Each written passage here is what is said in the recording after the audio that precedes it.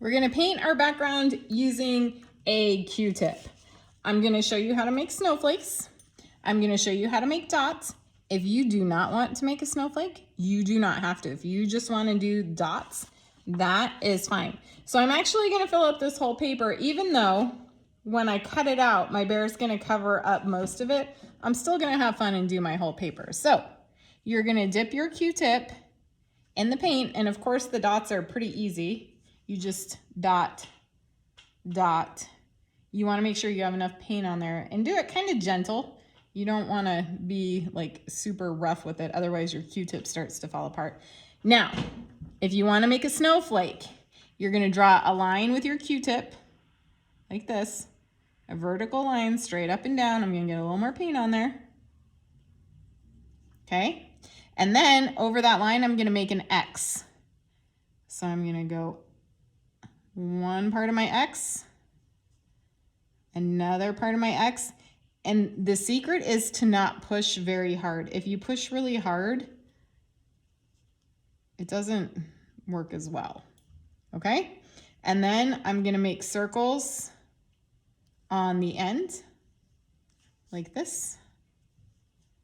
These circles are kind of bigger, so I kind of have to move it around. Move it around. I know my hand's in the way. Move it around. Move it around, okay? And then I can put dots. We want it to look like it's snowing because our bear is in his cute little, or her cute little sweater. And see, some of those dots don't look very good, so I'm just gonna go back over them like this.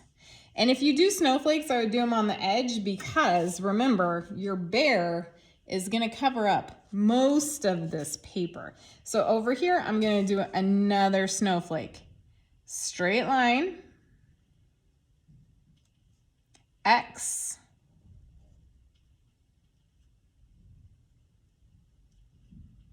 and I'm gonna put a little bit more paint there so it looks good. And then I'm gonna do circles on the end. Circle, circle, circle, circle, circle, circle, and then I'm gonna fill it in with dots. Snowstorm.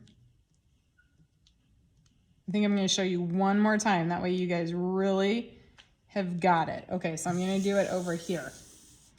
What's the first thing I do? Straight line. I'm gonna get more paint. Okay, what's the next thing I do? Make an X.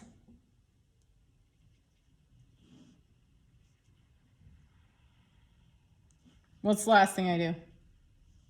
Dots.